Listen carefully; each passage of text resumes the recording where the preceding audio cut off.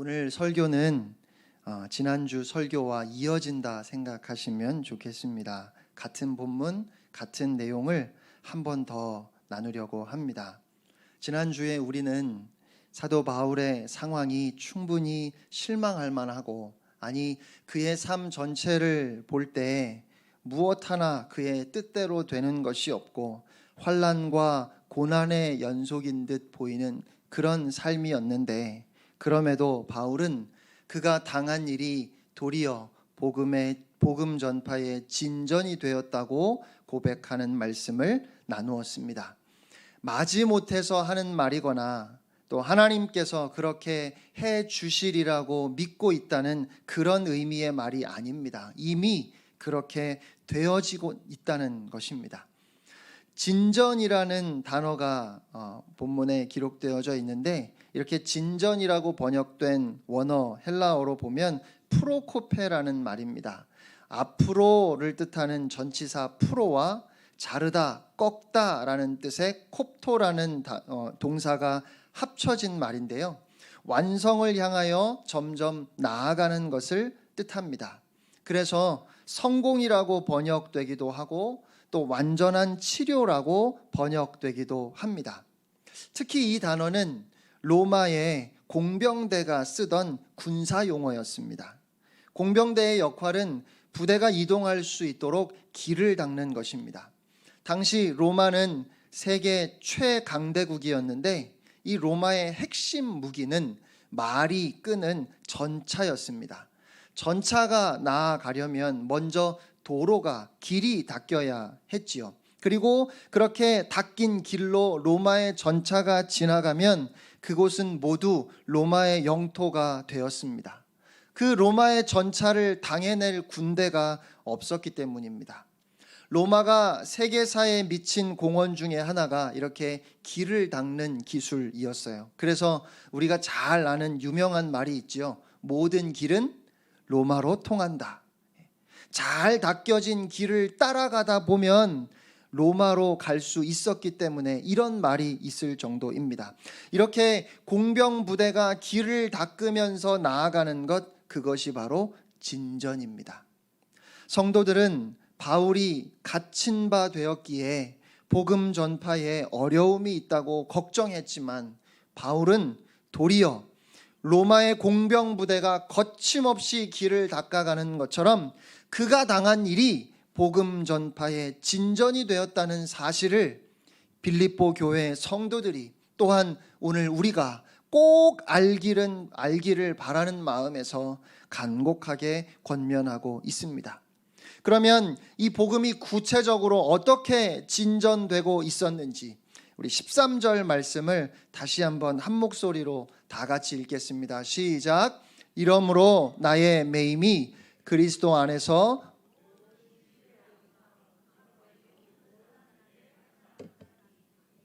아멘. 여기 시위대라는 특별한 부대 이름이 나오지요.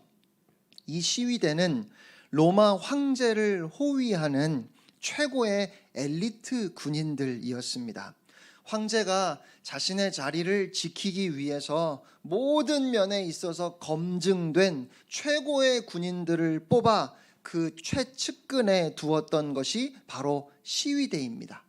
로마의 원로회도 이 시위대 안에서 자기들끼리 돌아가면서 했고, 심지어는 황제가 갑자기 죽으면 이 시위대 안에서 황제가 추천되기도 했다고 합니다. 그러니까 단순히 전쟁에 능한 군인들이 아니라 로마를 실제로 움직이는 최고의 권력 집단, 엘리트 집단이 바로 시위대였습니다. 당시 황제에게 재판을 받는 중요한 죄수들은 도망치지 못하도록 특별히 관리를 했는데, 이 시위대 4사람이 한 조가 되어서 하루에 6시간씩 4교대로 이 죄수를 지켰습니다. 그러니까 매일 16명의 시위대 군인들이 바울을 지켰던 것입니다. 어떤 문헌을 보면 좀 죄질이 무거운 죄수의 경우에는 그 죄수의 왼팔과 시위대 군인의 오른팔, 그리고 죄수의 오른팔과 또 다른 군인의 왼팔에 사슬을 묶어서 죄수가 탈옥하지 못하게 했다고 합니다. 그러면 그렇게 감금되어 있으면서 바울은 날마다 찾아오는 시위대 군인들과 하루 종일 무엇을 했을까요? 안 봐도 뻔하지요. 얼마나 열심히 복음을 전했을까요? 바울은 하루 종일 시위대 군인들에게 복음을 전할 수 있었습니다. 왜요? 그가 죄수로 잡혀왔기 때문입니다. 13절을 보면 바울의 매임이 그리스도 안에서 모든 시위대 안에 나타났다 이렇게 번역되어 있는데, 이 말씀을 원어의 의미를 조금 더 살려서 직역해 보면 이러므로 나의 매임이 그리스도 때문이라는 사실이 모든 시위대 안과 그 밖의 모든 사람에게 나타났다. 이것이 좀 더 바른 번역입니다. 그러니까 그리스도 안에서 자신의 매임이 시위대는 물론이고 그 밖에 있는 사람들에게도 나타났다는 것은 시위대 군인들과 그 가족들 그리고 밖에 있는 많은 사람들에게 지금 바울이 감금되어 있는 것은, 그가 매여 있는 것은 그가 죄를 지어서가 아니라 그리스도로 인해서임을 사람들이 알게 되었다는 것입니다. 시위대가 보기에 바울은 참 특이한 죄수였을 것입니다. 지금까지 다양한 부류의 죄수들을 보아왔지만 바울은 지금까지 본 죄수들과 확연히 달랐습니다. 이 사람은 돈을 훔친 것도 아니고 누구에게 해를 끼친 것도 아니고 권력을 이용해서 탈세를 하거나 반란을 꾀한 것도 아닙니다. 참 온유한 사람 같아 보이고 생각이 깊은 사람 같고 때로는 용감하고 담대하고 또 때로는 참 참을성 있고 인내하는 모습을 보여주는데, 분명히 감금되어 재판을 기다리고 있는데 도대체 무엇 때문에 이렇게 매여 있는지 알 수가 없었습니다. 그런데 그를 데리고 재판정에 왔다 갔다 하면서 보니까 이 사람은 입만 열면 예수라고 하는 한 사람에 대해서 이야기를 합니다. 그분이 우리를 위해서 이 땅에 오셨습니다. 그분은 우리의 모든 죄를 지시고 십자가에서 우리 대신 죽으셨습니다. 그분이 부활하시고 살아나셨습니다. 그래서 우리 모두에게 영원한 생명을 주셨습니다. 결국 바울이 평범한 죄수가 아니라 예수 그리스도를 위하여 스스로 죄수가 되었음을 시위대와 그 가족들뿐만 아니라 밖에 있는 많은 사람들이 알게 되었습니다. 예수 그리스도 하나님의 복음이 로마에, 그것도 로마 심장부에 꽂히게 된 것입니다. 정말 놀라운 하나님의 섭리입니다. 바울은 이러한 상황을 통해서 분명하게 깨달았을 것입니다. 바울이 아무리 애를 써도 로마 최고의 권력층이라고 할 수 있는 시위대 안에 복음을 전하는 것이 얼마나 어려운 일이겠습니까? 하물며 로마 황제 앞에 서서 예수 그리스도를 증거하는 것은 죽었다 깨어나도 상상하기도 어려운 일일 겁니다. 그런데 바울이 지금 죄수로 로마에 붙잡혀 와서 재판을 받게 되므로 로마의 최고 엘리트들에게 하나님의 복음이 선포되었을 뿐만 아니라 심지어 로마 황제 앞에서도 예수 그리스도 하나님의 복음을 선포할 수 있었습니다. 그래서 사도 바울은 내가 당한 일이 도리어 복음 전파의 진전이 되었다고 고백하는 것입니다. 바울의 갇힘으로 인하여 복음 전파의 진전이 있었음은 시위대 안에서만이 아니었습니다. 밖에서도 일어났습니다. 우리 14절 말씀을 함께 읽겠습니다. 시작. 형제 중 다수가 나의 매임으로 말미암아 주 안에서 신뢰함으로 겁없이 하나님의 말씀을 더욱 담대히 전하게 되었느니라. 아멘. 형제 중 다수는 로마에 있었던 그리스도인들을 가리킵니다. 그들은 아직 그 믿음이 연약했기 때문에 처음에는 복음 전파의 사명을 잘 감당하지 못했습니다. 그런데 그들이 하나님께서 사도 바울을 통하여 일하시는 모습을 보았습니다. 바울이 재판을 받으면서 더없이 진솔하게, 때로는 담담하게, 또 때로는 목소리를 높여서 예수 그리스도에 대해 증거하는 것을 보았을 겁니다. 그것은 마치 바울의 복음 전도 집회와 같았습니다. 그런 모습 속에서 예수를 믿는다는 것이 무엇인지, 그리스도를 위해서 어떻게 살아야 하는지를 그들이 바르게 보고 배우게 된 것입니다. 여러분, 하나님께서 정말 궁금해하시는 기도가 있답니다. 어떤 기도일까요? 바로 식사 기도입니다. 기도를 하는 것 같기도 하고 안 하는 것 같기도 하고, 아니 뭐라고 기도를 하는 건지 하나님께서 귀를 기울여 들어보셔도 도대체가 알 수가 없대요. 식사 기도의 4가지 유형을 그린 만화가 있습니다. 첫 번째는 소신형입니다. 음식을 앞에 두고 두 눈을 감고 두 손을 모아서 아주 정성스럽게 기도하는 유형입니다. 두 번째는 두통형입니다. 뭔지 딱 아시겠죠? 음식을 앞에 두고 기도하는데 한 손으로 머리를 짚고 머리가 아픈 건지 기도를 하는 건지 그렇게 잘 모르게 기도하는 것입니다. 세 번째는 번개형입니다. 음식을 앞에 두고 고개를 숙이는 것 같았는데 다시 고개를 들면서 동시에 음식을 입으로 가지고 가는 그런 형입니다. 가장 흔히 볼 수 있는 유형이라고 부연 설명이 붙어 있었습니다. 마지막 4번째는 철면피형입니다. 누가 보든지 보지 않든지 하나님 앞에 기도하는 유형이면 참 좋겠지만 그게 아니라 누가 보든지 말든지 기도도 안 하고 벌써 입안 가득 음식을 물고 있는 유형이라고 합니다.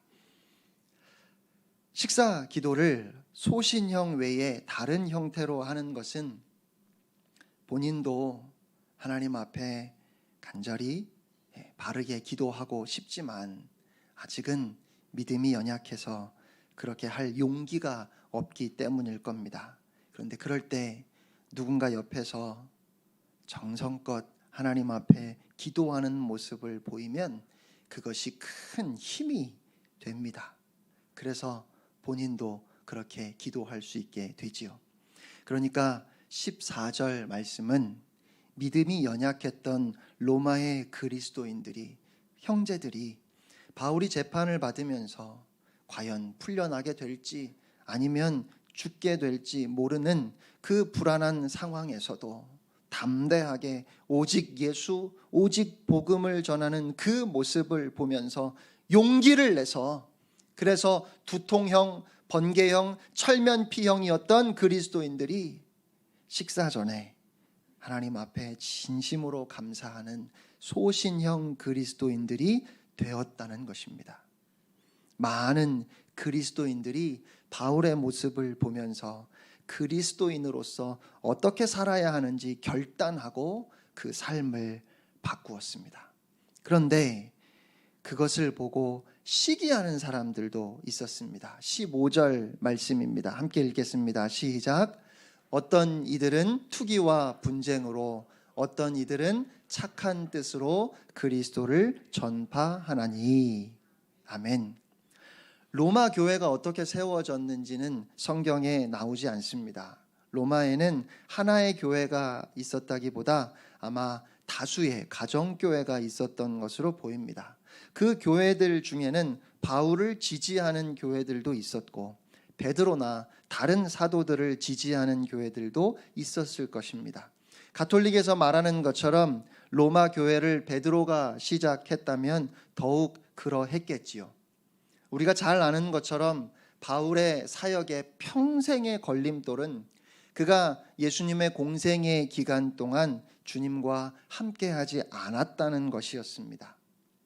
그래서 바울을 반대하는 그리스도인들은 바울은 진짜 사도가 아니라고 했습니다. 3년 동안 예수님과 동고동락하면서 예수님의 말씀을 듣고 배운 예수님의 제자들만 진짜 사도이고, 바울은 3년은 고사하고 3일도 예수님을 따라다니지 않았던 사람이니까 어떻게 그런 사람이 사도가 될 수 있느냐고 했지요. 그런데 그들은 바울을 잘 몰랐습니다. 부활하신 주님께서 친히 바울을 찾아오셔서 바울을 만나 주셨고 바울에게 너는 내가 택한 그릇이라 말씀하여 주셨고 이방인을 위한 사도로 쓰시겠다고 하셨습니다.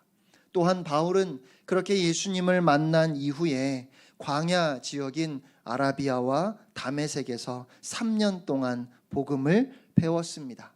그래서 갈라디아서 1장 1절을 보면 바울은 내가 사도가 된 것은 사람으로 말미암은 것이 아니라 오직 예수 그리스도와 그를 죽은 자 가운데서 다시 살리신 하나님 아버지로 말미암아 되었다고 그렇게 고백하지요. 이것을 사람들은 몰랐고 또한 인정하려고 하지도 않았습니다.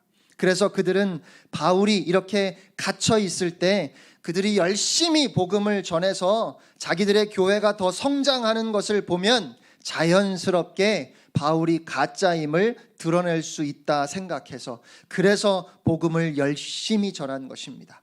16절 말씀에 바울이 복음을 변증하기 위해 세우심을 받은 줄 알고 사랑으로 했던 사람들은 착한 뜻으로 그리스도를 전했던 사람들입니다. 이 사람들은 바울이 법정에서 복음에 대해 변호하는 것을 보고 하나님께서 왜 바울이 그렇게 가기를 원했던 스페인으로 보내지 아니하시고 로마의 법정에 서게 하셨는지를 깨닫고 그것을 자신의 삶을 바꾸는 출발점으로 삼았던 사람들입니다. 하지만 17절에 바울의 매임에 괴로움을 더하게 할 줄로 생각하여 순수하지 못하게 다툼으로 그리스도를 전파했던 사람들은 투기와 분쟁으로 그리스도를 전했던 사람들이죠. 이 사람들은 아마 로마 교회의 지도자들이나 아니면 그에 상응하는 사람들이었을 것으로 보입니다. 그들은 바울이 로마에 도착하기 전까지 모든 성도들로부터 존경과 칭찬을 한 몸에 받았을 것입니다. 하지만 바울이 도착하고 나서 사람들의 관심이 바울에게 쏠리자 바울이 틀렸다는 것을 증명하기 위해, 바울은 가짜라는 것을 증명하기 위해, 자신의 이름을 다시 높이기 위해서 그렇게 발버둥을 친 것입니다. 그런데 18절에 사도 바울은 이렇게 고백합니다. 다 같이 한 음성으로 읽겠습니다. 시작. 그러면 무엇이냐?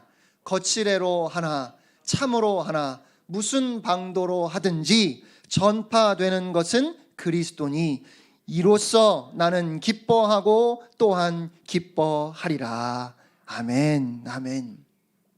이 말씀은 정말 중요한 말씀이고 정말 감동적인 말씀인데, 그런데 여러분, 이 말씀을 잘 이해하셔야 합니다. 18절 말씀은 그러니까 착한 뜻으로 하든지 투기와 분쟁으로 전하든지 복음을 전하기만 하면 된다는 말씀이 아닙니다. 동기야 어떻든지 결과만 좋으면 된다는 말씀이 결코 아닙니다. 아무 방법이나 취해도 되는 것이 아니에요. 오히려 우리의 중심이 얼마나 중요한지 성경이 늘 우리의 마음, 우리의 중심을 이야기한다는 것을 우리는 꼭 기억해야 할 것입니다. 중심이 바르지 않으면 마지막에 큰 낭패를 볼 수 있습니다. 제가 미국에서 한인 교회들이 싸우고 갈라지는 모습을 몇 차례 보았습니다. 여러분, 그렇게 교회가 둘로 나누어지고 나면 그 교회들이 가장 원하는 게 무엇인지 아십니까? 상대방 교회보다 더 커지는 거예요. 그래야 자기들이 옳았다는 것이 증명된다고 생각하는 것이겠죠. 그래서 교회가 싸우고 갈라지면 경쟁적으로 얼마나 열심히 전도를 하는지 몰라요. 그리고 실제로 그래서 교회가 갈라지고 나서 두 교회가 다 성장하는 경우들이 종종 있습니다. 그러면 복음이 전파되었잖아요. 하나님의 나라가 그만큼 커졌잖아요. 그러니까 좋은 거죠. 실제로 잘 되었다고, 잘했다고 이야기를 하기도 해요. 그런데 그 동기가 무엇이었는가 하면 투쟁과 분쟁이에요. 그러니까 그리스도가 전파되어서 복음이 확장되어서 기쁜 것이 아니라 우리 교회가 저 교회보다 커져서 기쁜 거예요. 반대로 우리 교회에 새신자가 50명이 몰려왔다 할지라도 반대파 교회에 100명이 몰려갔으면 그러면 기쁜 것이 아니라 미치고 팔짝 뛰는 겁니다. 그런데 우리가 그렇게 조장하기도 하지 않습니까? 선한 동기에서 전도상을 만들어요. 새생명 축제, 전도 축제, 여러 이름으로 사람들을 전도하기 위해서 열심히 힘을 내는데 동기부여를 하기 위해서 상품을 걸지요. 여러분, 무슨 상품을 걸면 전도하시겠습니까? 내년에 전도상으로 우리 뭐 걸면 좋을까요? 옛날에는 전기밥솥을 주기도 하고 텔레비전을 주기도 했는데 요즘에는 그 스케일이 커졌어요. 강남에 있는 어느 교회가 전도상으로 승용차를 걸었다는 이야기가 있었습니다. 갑자기 교회를 옮기고 싶으신가요?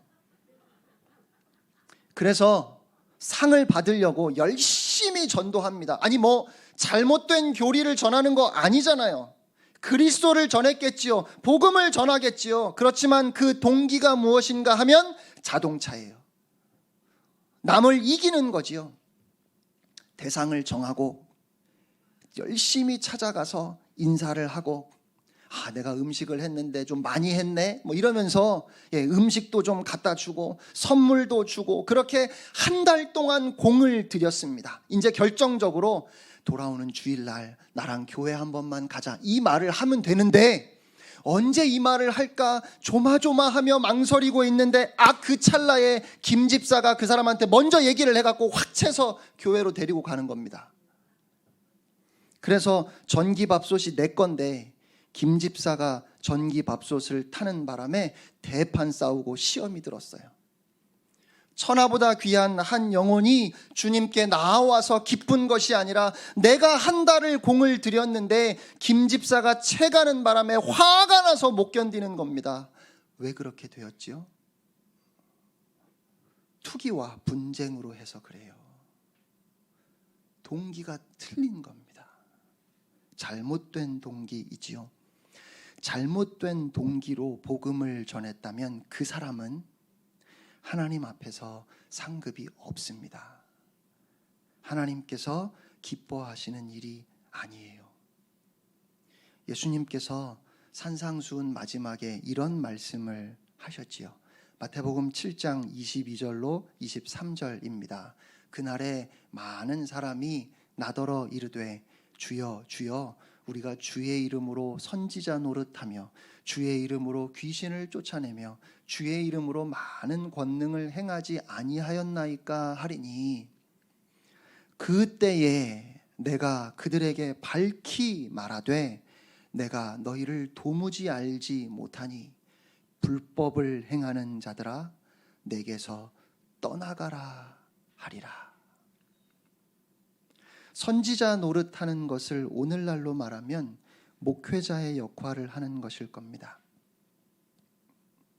귀신을 내쫓는 것, 권능을 행하는 것, 불치병에 걸린 사람을 치유하는 것 같은 그런 능력을 행하는 것은 얼마나 대단하게 보입니까?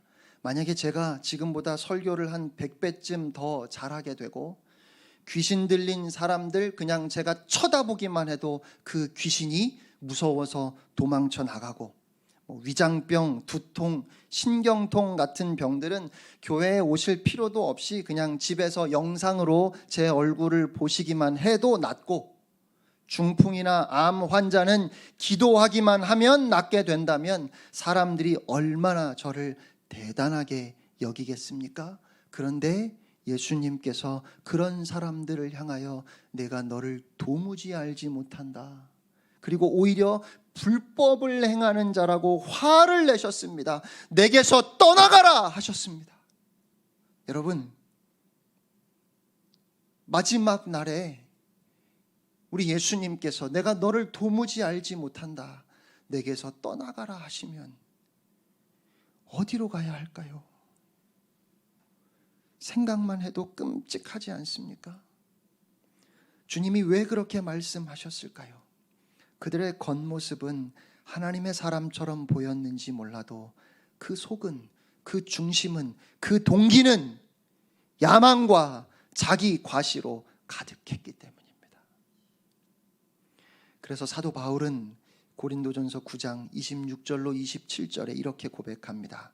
그러므로 나는 다름질하기를 향방 없는 것 같이 아니하고 싸우기를 허공을 치는 것 같이 아니하며 내가 내 몸을 쳐 복종하게 함은 내가 남에게 전파한 후에 자신이 도리어 버림을 당할까 두려워함이로다.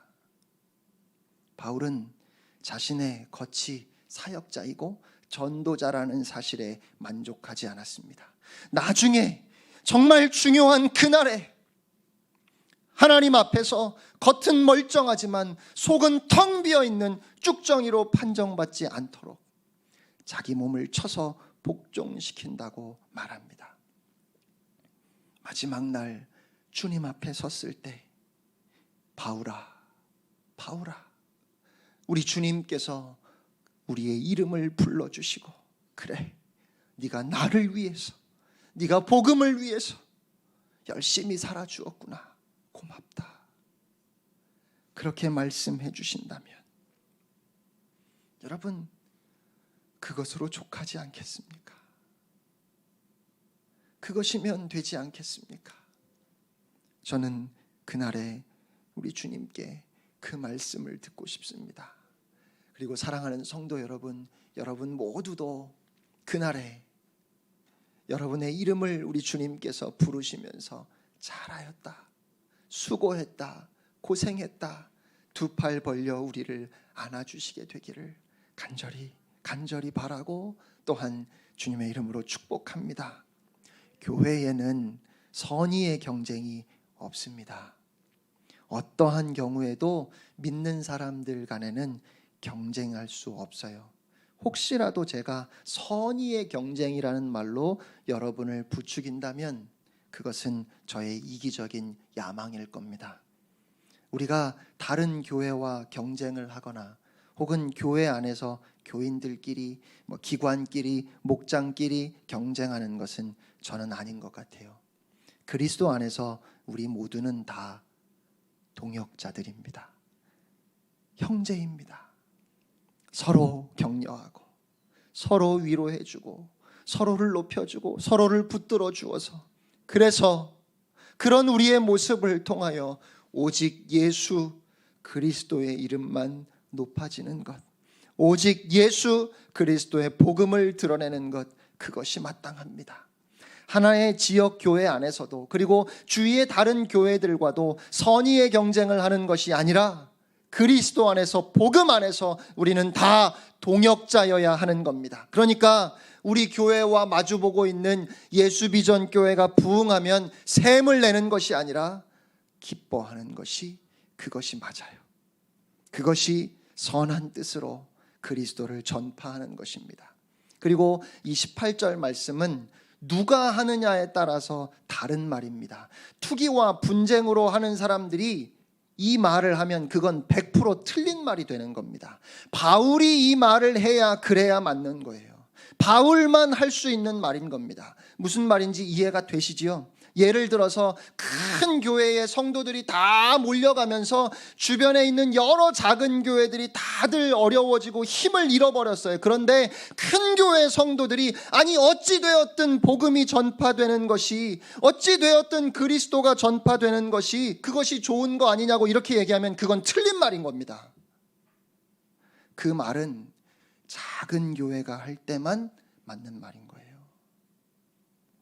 큰 교회가 그 말을 하면 그건 자기 합리화일 뿐입니다. 다시 말씀드립니다. 18절 말씀은 어떤 동기로 하든지 그리스도가 전파되기만 하면 된다는 말씀이 결코 아니에요. 오늘 바울이 전하고 싶은 메시지는 바로 이것입니다.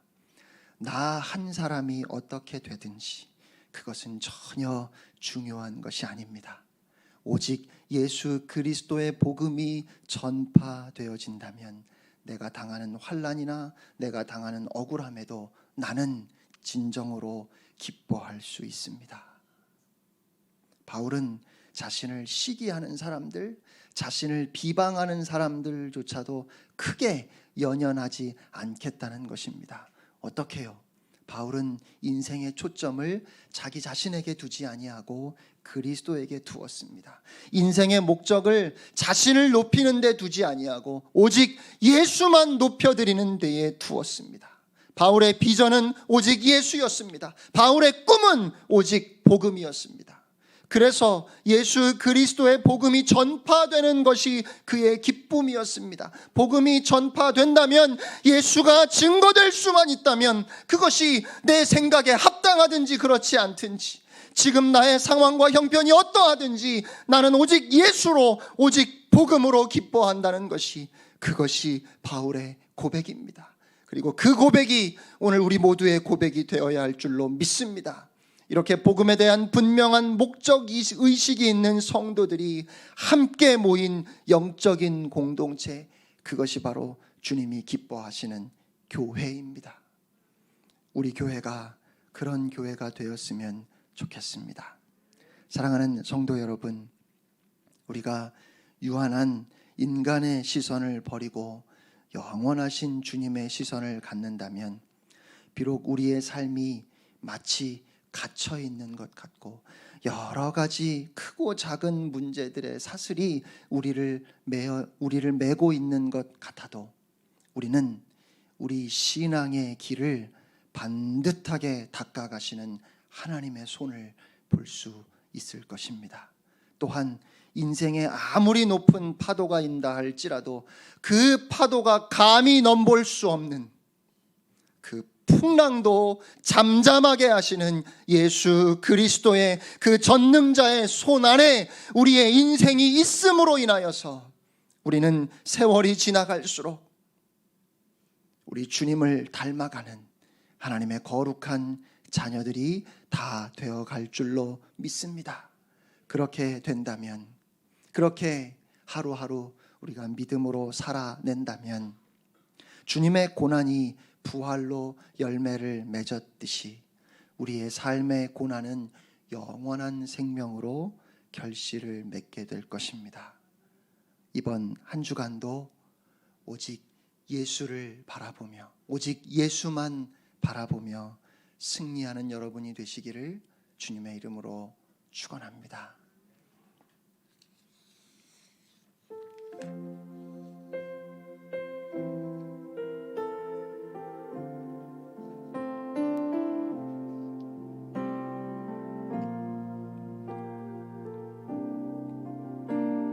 그 선하님의 고요히 감사요, 그 선한 힘에 고요히 감사요, 그 놀라운 평화를 누리며 나 그대들과 함께 걸어가네, 나 그대들과 하늘을 여네. 지나간 허물 어둠의 날들이 무겁게 내 영혼 짓눌러도 주여 우릴 외면치 마시고 약속의 그 원을 이루소서. 그 선한 힘이 우릴 감싸시니 믿음으로 일어날 일 기대하네. 주 언제나 우리와 함께 계셔. 하루 또 하루가 늘 새로워. 주께서 밝히신 작은 촛불이 어둠을 헤치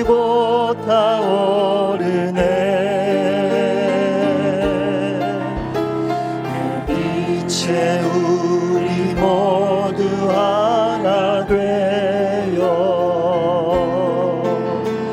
온 눈 위에 비추게 하소서. 그 선하님이